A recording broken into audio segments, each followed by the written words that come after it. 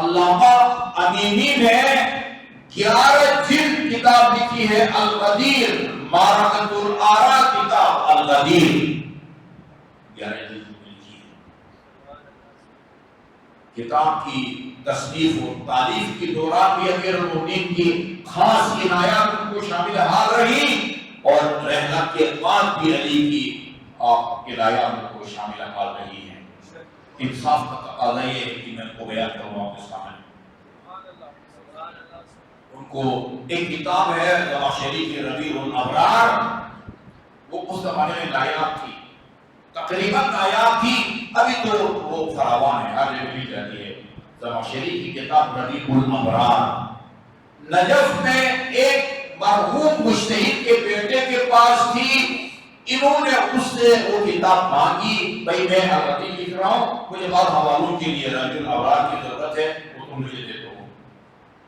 اس نے نہیں دی۔ صاحب الغدیر امینی کے حالات زندگی میں ایک آواز اس نے نہیں دی۔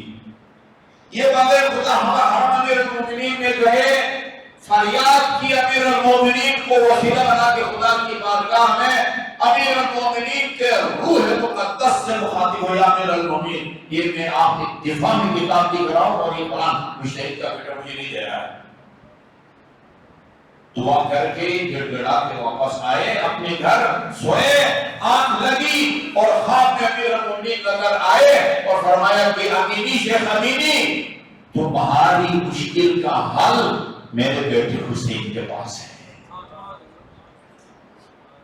اسی وقت وضو کیا، کپڑے بدلے، آبا پہنتے راتوں کربلا گئے، پھر حضرت عباس کی زیارت کی، پھر امام حسین کی زیارت کر کے باہر رواق کہتے ہیں، رواق شہر کے بعد جو کرامدہ صاحب ہوتا ہے نا اس کو رواق کہتے ہیں، رواق کی کسی کونے میں زیارت کر کے وہ امیر المومنین کا جو فرمان ہے نا وہ اس کو عملی جامہ پہننے کے منتظر تھے کہ یہاں تو پہنچ گیا ہوں، لوگوں نے بیٹوں کی زیارت بھی کر لی ہے، اب منتظر تھے کہ یہ میری مشکل کو حسین کس طرح کرتے ہیں۔ کربلا کے ایک نامور خطیب کو زیارت کر کے باہر نکلے، دیکھا کہ علامہ امینی وہ اکیلے بیٹھے ہوئے ہیں، ان کی خدمت میں گئے، سلام کیا، کہا کہ آقا امینی یہ کیا کر رہے ہیں یہاں آپ؟ کہا کہ بس میں زیارت کے لیے آیا ہوا تھا، ابھی بس تھوڑا سا وہ آرام کر رہا ہوں۔ انہوں نے کہا میرے ساتھ چلیں، ناشتہ میرے ساتھ کریں، ناشتہ ان کے ساتھ گئے، وہ اندر ناشتے کی تیاری میں لگے ہوئے تھے، وہ کربلا کے مشہور معروف خطیب، ان سے کہا علامہ امینی نے کہ اتنی دیر میں وہ ناشتہ تیار ہوتا ہے، آپ اپنی ذاتی لائبریری ذرا مجھے دکھائیں، میں یعنی بیکار بیٹھنے کے بجائے کوئی کتابوں کا مطالعہ کروں۔ ان کو جب اپنی کتابوں کی لائبریری والے کمرے لے گئے، پہلی نظر الماری کے اندر ربیع الابرار، اس کی تلاش میں تھے علامہ امینی۔ لکھا ہے جو کتابچہ ان کے بارے میں لکھا ہے، ربیع الابرار پر نظر پڑتے ہی بے ساختہ امینی کی آنکھوں سے آنسو آ گئے۔ انہوں نے آ کے اس میزبان نے کربلا کے خطیب نے پوچھا کہ کیا بات حیرت ہے، سارا ماجرا بتایا، مجھے اس کتاب کی شدید ضرورت تھی، نجف میں فلان مجتہد کے بیٹے کے پاس تھی، مجھے نہیں دے رہا تھا، میں نے فریاد کی تھی اور مجھے بتایا گیا تھا کہ یہ اس کا حل، مشکل کا حل وہ میرے حسین کے پاس ہے۔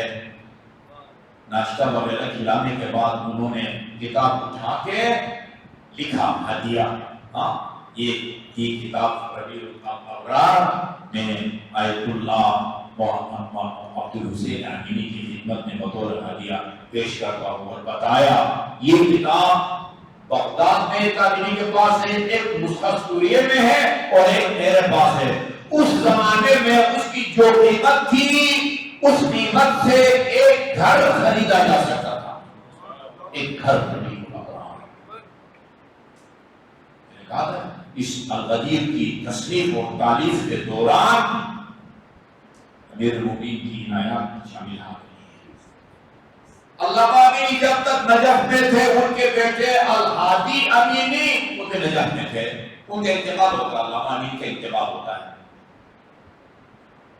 پھر ان کے صاحبزادے ہادی امینی نے پروگرام بنایا کہ اب مجھے خود منتقل ہونا چاہیے۔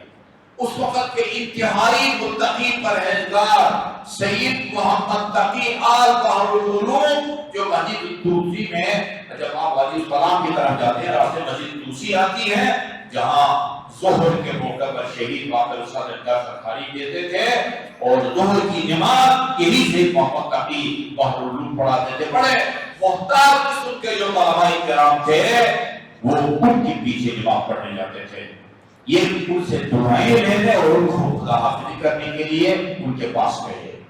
علامہ امینی کے بیٹے ہادی امینی محمد تقی آل بحر العلوم کے پاس گئے اور ان سے جا کے کہا کہ ابھی میرے والد صاحب کے رحلت کے بعد یہاں دل نہیں لگ رہا، میں تم جانا چاہتا ہوں۔ انہوں نے فرمایا بیٹے ضرور جاؤ، لیکن میں نے تمہارے والد کے بارے میں خواب دیکھا ہے، وہ مجھ سے سن کے جاؤ۔ کیا خواب دیکھا ہے؟ فرمائیے۔ کہا میں نے دیکھا محشر برپا ہے، قیامت برپا ہے، ایک جگہ جب گھٹا ہے لوگ آ رہے ہیں جا رہے ہیں، جیسے ہماری مجلس کے بعد میلاد کے بعد جب قبر کے درمیان تقسیم ہو وہ لوگوں کا رش بن جاتا ہے۔ وہ پوچھا کہ یہاں کیا تقسیم ہو رہا ہے، یہ رش لگا ہوا ہے؟ کہا یا حضرت علی کوثر تقسیم کر رہے ہیں۔ کہتے ہیں میں چلا گیا حضرت علی سے کہ 10 مبارک سے کوثر پینے۔ امیر المومنین نے بلور کا گلاس اٹھایا ہوا تھا، میں نے ڈکشنری میں دیکھا ایک قیمتی شیشے کا نام ہے بلور۔ بلور کے گلاس میں کوثر بھر بھر کے دے رہے تھے۔ جب یہ سید محمد تقی آل بحر العلوم گئے تو اسی بلور کے گلاس میں پانی بھر کے کوثر کا پانی اس کو پلایا محمد تقی آل بحر العلوم کو۔ وہ کہتے ہیں میری موجودگی میں تمہارے والد گرامی عبدالحسین امینی تشریف لائے، اور جیسے تمہارے والد گرامی آئے امیر المومنین نے گلاس ایک طرف رکھا اور کوثر سے اپنے دونوں ہاتھوں کو بھرا اور بھر کے ہاتھوں سے پلایا، اپنے بابرکت پاکیزہ ہاتھوں سے تمہارے والد کو بلایا۔